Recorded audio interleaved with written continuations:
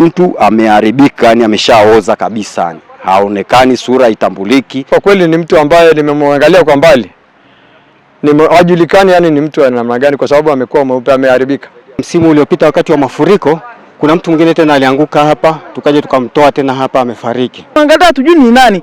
Kwanza mpaka sasa hivi sijui hata ni nani, sikuta hata ndugu yangu, kaka yangu, baba yangu au nani. Kuta kwamba kuna mtu amefariki, inaonekana ameteleza kutoka kwenye huu mto Kijenge tunaita. Nafikiri uchunguzi zaidi uweze kufanyika ili uweze kujulikana kwamba kama ni ameanguka, ameletwa na maji au namna gani. Kwa uchunguzi ukifanyika itaweza kubaini. Mtazamaji, jina langu naitwa Alphonse Kusaga, mwandishi wa Wananchi. Leo ni tarehe 2 ya mwezi wa 7 mwaka 2026. Hapa ni katika mtaa wa Block J uliopo katika kata ya Engutoto, ni wilaya ya Arusha mjini. Eneo hili tulipo ni eneo la mto Kijenge.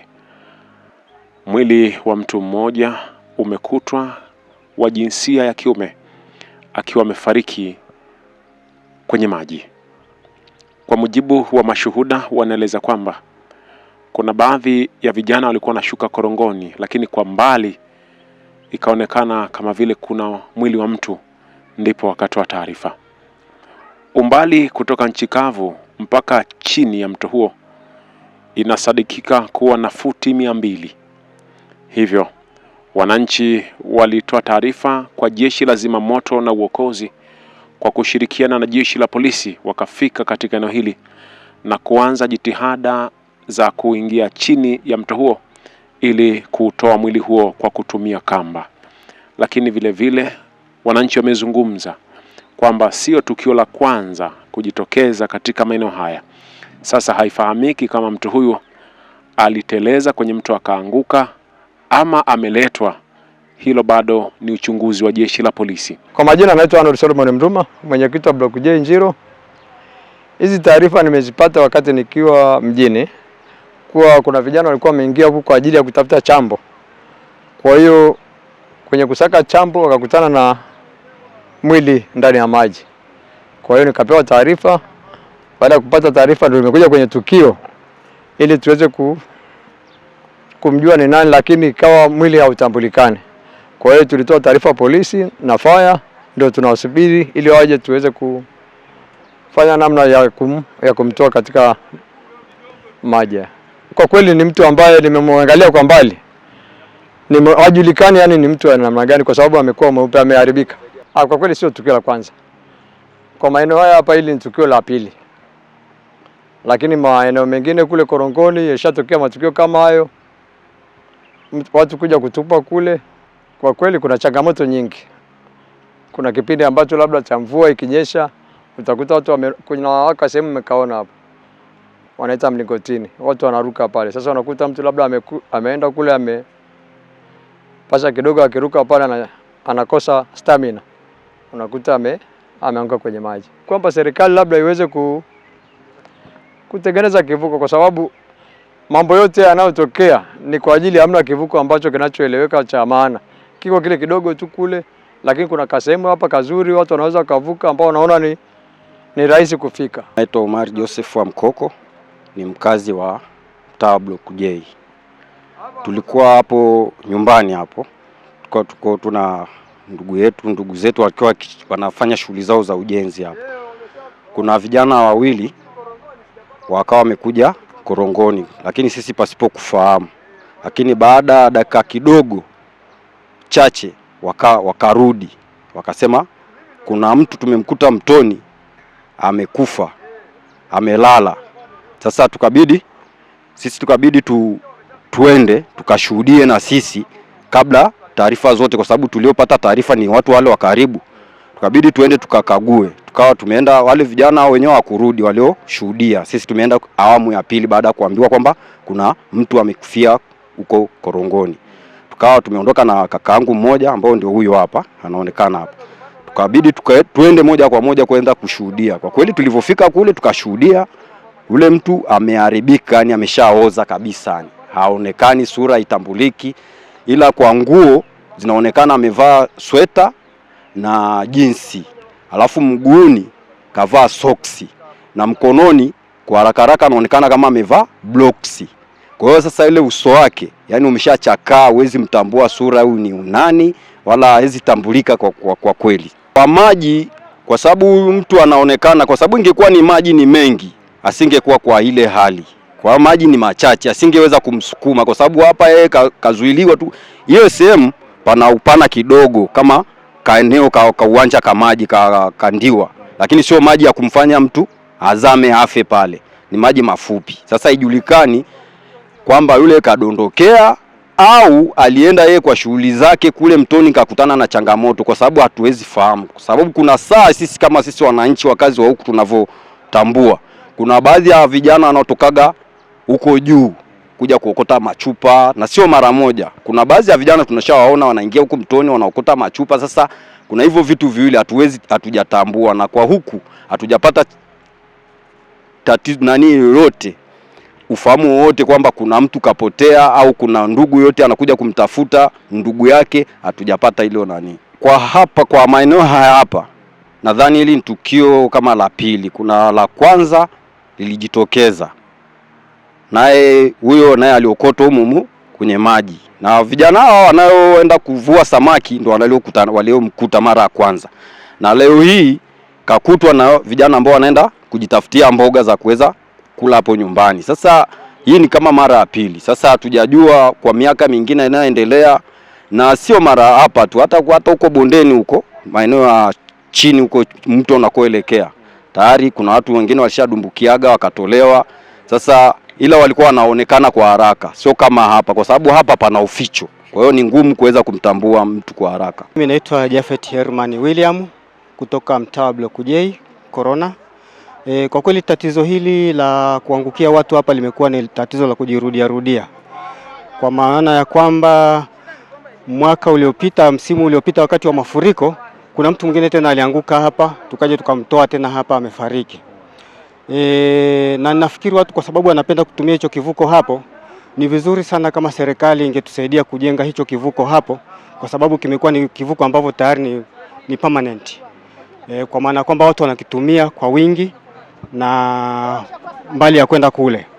Lakini pia nafikiri tatizo hili la kuanguka watu mtoni, pengine mtu kateleza au pengine ametoka mahali kutembea kafika pale kwenye kivuko ikawa ni shida. Hilo ni tatizo kubwa ambalo serikali inatakiwa kuliangalia kwa undani sana na kwa ukubwa zaidi. Na serikali ina maana kwamba ikitusaidia eneo hilo kulitengeneza vizuri, pakawa na daraja zuri la kupita, angalau hata ni kidogo kivuko tu cha kawaida cha miguu, kwa kweli italeta kitu kimoja ambacho kitakuwa ni cha msingi sana, ambacho kitatuwasaidia kuokoa watu wetu wasidondoke mtoni, kwa sababu mtu anapokwenda kupotea maana kwamba tatu tunapoteza rasilimali ya taifa. Kama mwananchi wa Kalimaji, Oliver Jimmy Michael, yaani haya matukio yamezidi. Cha muhimu inatakiwa daraja liwekwe pale, kutokana na hii unaona pale wanaruka hivi, lakini sasa itakuwa kuruka, inatakiwa atembee. Ile kuruka sometimes unaingia unaruka alafu unadumbukia, lakini tembea, si ndio? Hiyo ndio njia rahisi. Sisi tumeambiwa, tumekuja kama wananchi tumwangalia, tujue ni nani. Kwanza mpaka sasa hivi sijui hata ni nani, sikuta hata ndugu yangu, kaka yangu, baba yangu au nani. Yangu kwa viongozi wote washughulikie hili swala la daraja hivyo tu. Daraja ndo la muhimu hapa. Japo mimi sikae huku, lakini daraja ni muhimu. Mimi sisemi hivyo maana sina uhakika. Usalama ndo kila kitu, lakini tunahitaji Fredi mbele yao. Sisi kweli ni walevi wazuri hivyo, lakini kitu naniuma mimi ni mtu jamani, huwezi kujua nani wala nani jamani, rafiki yangu. Lakini mimi kitu ninachoomba serikali bana jiweke wazi aise rafiki yangu, maana sasa sisi watu ni watu wa Mungu. Hata sasa hivi hapa yenyewe hapa Kilwe, yani kichwa nanuuma hapa, ndugu wetu hatumjui nani, lakini ndio hivyo tu, tufanyaje sasa? Maana sio mara moja tukio lilotokea hapa kuangukia watu mitoni na kufanya ni rafiki yangu. Najua tu kabisa mimi ninavyojieleza, naomba hao viongozi wetu wapambane kwa uweledi, wafanye kitu cha maana, daraja watu waweze kuruka vizuri na kwa usalama usaa. Kaka. Kwa hiyo nyinyi mnapokuwa walevi mnachukua tahadhari gani? Mimi kama mimi ninavyokunywa pombe kwa uweledi, lakini pombe mimi hata uwanjani mwenyewe mimi nakunywa pombe kule rafiki yangu, lakini sasa siwazi chochote kile, lakini najielewa hivyo. Kwa hiyo wewe unakunywaga pombe kwa uweledi? Nakunywa pombe kwa uweledi na sio kwamba mpaka inichanganye mafaili. Lakini sasa wenzangu wanaweza wakanywa wakapitiliza wakasahau kama mto wote ni flati. Sasa tutajuaje kama umekunywa pombe kiuweledi? Mimi nakunywa pombe yangu kaka kwa kujijua kwamba kuna mahatarishi, na mpaka unavyoona huko usoni kaka yangu, hii ni ngeu za pombe, sio kwamba nimpigwa na mtu. Nadhani utakuwa umenielewa, sio ngeu za mtu hizi kaka, ni ngeu za pombe tu. Unakunywa pombe gani kwanza? Nakunywa bia na hizi pombe kali hizi. Gongo? Gongo staki, maana ntilia balaa. Nakunywa hii kali hizi ambazo zinauzwa kwenye vibobo kaka. Shingapi unakunywa? Buku 2. Basi. Sasa katika mazingira haya huoni kwamba kuna haja ya kuacha ingalau uwe salama hivi? Yaani hata mwenyewe napenda kakaangu, sijui ni shetani gani ameniingiza huko kaka. Hata mwenyewe napenda niache, maana mangeo na apata hivi. Kuna mwanamke yenyewe lishamuombaga ushirikiano, akaniambia sasa acha pombe. Sasa na mimi nataka na mimi nijiweke wazi, niachane na pombe kaka. Wewe unaenda kanisani? Kabisa hivyo. Kanisani hawanyimi pombe? Wanakataza. Sasa mbona unakiuka mambo ya kanisa? Mimi kweli kaka, nikueleze kitu, mimi sijui hata ni shetani gani amenitumbukiza huko kaka yangu. Mimi mwenyewe napenda niachane na hivi vitu kabisa, nikae kwa usalama, ninywe soda yangu wa weledi, nitulie. Lakini unajikutaje umesha kunywa pombe? Najikuta tu kampani. Kampani. Kuta tu kampani. Kuta tu kampani ya kaka yangu. Uwe makini sasa na usio kaanguka huko. Mimi nitajilinda kwa uweledi. Nitajilinda kwa uweledi. Kuta kwamba kuna mtu amefariki, inaonekana ameteleza kutoka kwenye huu mto Kijenge tunaita. Yes, lakini mimi nilikuwa nafikiri ifike hatua sasa serikali ichukue hatua. Kwa sababu pale mbele kuna kivuko ambacho watu wamefanya mazoea ya kuruka kwa mguu. Umeelewa? Watu wanaruka kwa mguu kiasi kwamba ukikuta kuna mtelezo wowote pale watu wanaanguka, na kipindi cha nyuma aliwahi kuanguka mtu na akafariki. Tukio la namna hii kwa sababu zimekaribiana, hapa alipofariki leo mtu na pale kuna wakati aliwahi kufa mzee nani yule alikuwa anaitwa. Hii ni mara ya pili sasa tunahesabu. Lakini bado mimi yani serikali ifanye hatua ya kuweka kivuko pale, kwa sababu watu wanalazimisha, kuna kivuko pale mbele, lakini hapa kivuko kipo mbele, lakini watu wametengeneza kingine ambacho sio rasmi. Sasa serikali ndio iangalie hicho ambacho sio rasmi, waeke nini? Daraja, kwa sababu watu wamelazimisha pale kuwepo kivuko cha kuvuka kwa kuruka. Mtachukua picha mtaona pale. Kwa hiyo ile ni hatari pia. Mtu anaweza kama amelewa amepita amerahisisha, kumbe anatumbukia. Kabisa, na sio tu mlevi, unaweza ukajiaminisha kwamba hapa naweza kuruka. Ikatokea labda kuna mchanga au mawe yakakutelezesha, unaingia ndani mle. Jina naitwa Hamza Juma Njiku, ni diwani wa kata hii ya Engutoto. Nilikuwa nipo nyumbani nikapigiwa simu na mwenyekiti wa mtaa kwamba kuna mtu yuko kwenye mto amezama, lakini anasadikika kuwa amefariki. Kwa hiyo ndo nikachukua hatua na mimi kutoka nyumbani na kuweza kufika katika eneo la tukio. Na kweli nilipofika eneo la tukio tumekuta mtu yuko mtoni na ameshafariki dunia. Kwa namna inavyoonekana, anaonekana amekaa muda kidogo kwa sababu mwili umeharibika, kwa hiyo inaonekana ni muda mrefu kidogo. Kwa eneo hili ni mara ya pili kwamba kwa tukio kama hili kuweza kutokea. Nafikiri ilikuwa ni mwaka jana tuliweza kutoa mwili mwingine katika eneo hilo.